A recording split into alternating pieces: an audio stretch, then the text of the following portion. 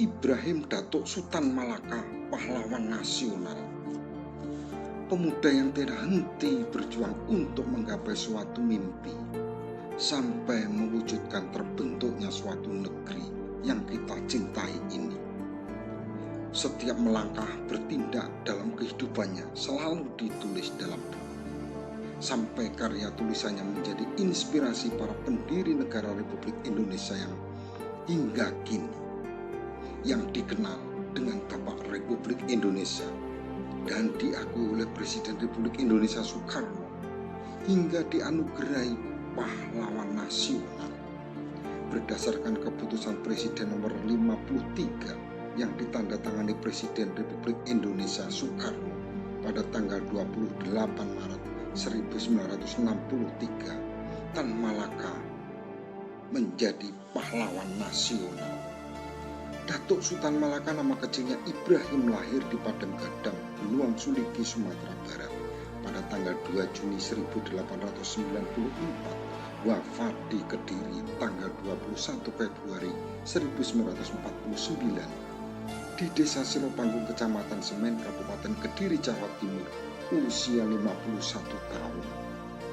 Setelah menempuh pendidikan sekolah guru sejak tahun 1908 sampai 1919, banyak ilmu yang didapat hingga bisa membentuk suatu karakter pada dirinya, terutama jiwa pendidik, sosial, cerdas, cerdik, intelijensi tinggi, idealis, dan pemberani.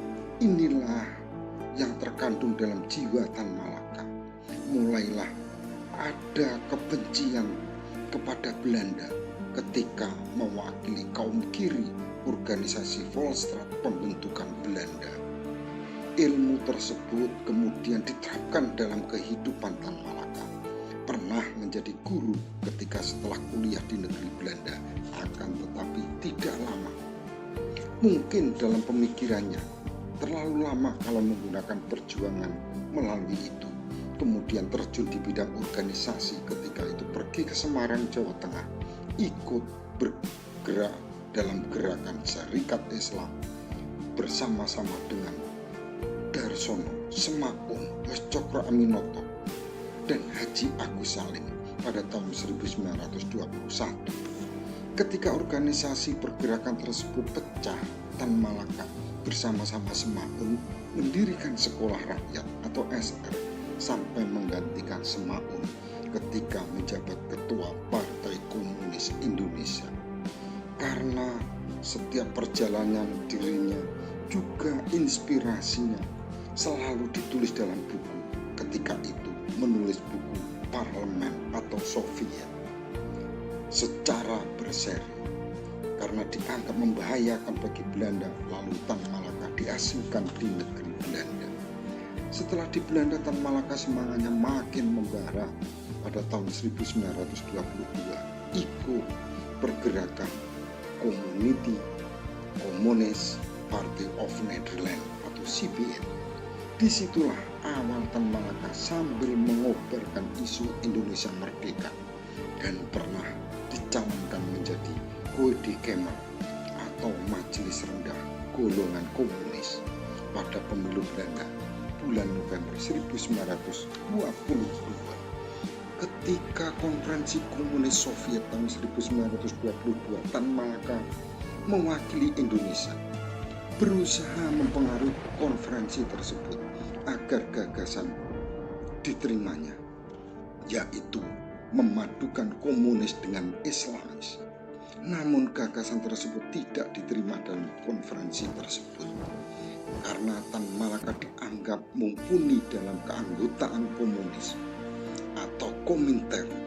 Pada tahun 1923 diangkat menjadi wakil ketua Komintern bagian wilayah Asia Tenggara. Disitulah Tan Malaka berjuang keras memerangi negara-negara imperialis dan kolonialis. Ada 11 negara yang pernah disinggahi dan mampu menguasai 8 bahasa. Kurang lebih 20 tahun lamanya berada di mancanegara. Karena perjuangannya dianggap membahayakan negara imperialis dan kolonialis, Tan Malaka jadi kejar-kejaran polisi rahasia Belanda, Jepang, Inggris, Jerman, Amerika sempat ditangkap berpindah-pindah di negara lain seperti di Roton, Hong Kong, Filipina, dan Singapura. Karena cerdiknya sering lolos dari tangkapan tersebut, kalau kita hitung ada 13 kali ditahan atau dipenjara selama hidupnya. Dituangkan dalam bukunya Dari Penjara ke Penjara. Ada 20 buku karyanya seperti Nadar Republik Indonesia, Indonesia Tumpah Darahku, Aksi Massa, Madilog. Inilah yang menjadi inspirasi para tokoh-tokoh pendiri Republik Indonesia. Pada tahun 1925, Tan Malaka dipecat dari Partai Komunis Indonesia karena dianggap perjuangannya tidak berhasil. Kemudian Tan Malaka kembali ke tanah air karena khawatir ketahuan Tan Malaka menggunakan nama samaran atau ganti nama Ilyas Hussein. Karena dikenal gerakan bawah tanah, Tan Malaka mempunyai 23 nama samaran agar gerakannya tidak diketahui. Ahmad Subarjo kemudian memperkenalkan Presiden Soekarno. Setelah lama berkenalan dan akrabnya dengan Presiden Soekarno dan Wakil Presiden Muhammad Hatta dan tokoh-tokoh pendiri kemerdekaan Indonesia, terjadi beda pendapat. Dianggap para tokoh-tokoh pendiri kemerdekaan Republik Indonesia tanggal 17 Agustus 1945 tidak murni 100% dalam meraih kemerdekaan. Kemudian Tan Malaka setelah mendirikan Partai Murba pada tanggal 7 November 1948, tujuannya yaitu untuk mewujudkan atau tidak mau kompromi dengan Belanda dan agresi Belanda kedua. Tidak percaya dengan perjanjian Linggarjati dan Renville. Dianggap itu akal-akalan Belanda ingin menduduki lagi Indonesia. Pada tanggal 12 November 1948, Tan Malaka menuju Kediri, Jawa Timur. Ketika di Kediri, di Desa Blimbing, Kecamatan Mojo, Kabupaten Kediri, bersama pengawalnya Sabarudin dan para pengikutnya, Tan Malaka diberi kesempatan berpidato di radio. Pidatonya menyampaikan bahwa Presiden Soekarno dan Wakil Presiden Muhammad Hatta sudah ditangkap Belanda. Tan Malaka mengambil kesempatan waktu itu mengatakan Republik Indonesia sekarang tidak ada, yang ada adalah Republik Rakyat Indonesia. Pengganti Presiden Tan Malaka dan Sabarudin sebagai panglima besarnya. TNI yang tidak sepaham akan dilucuti.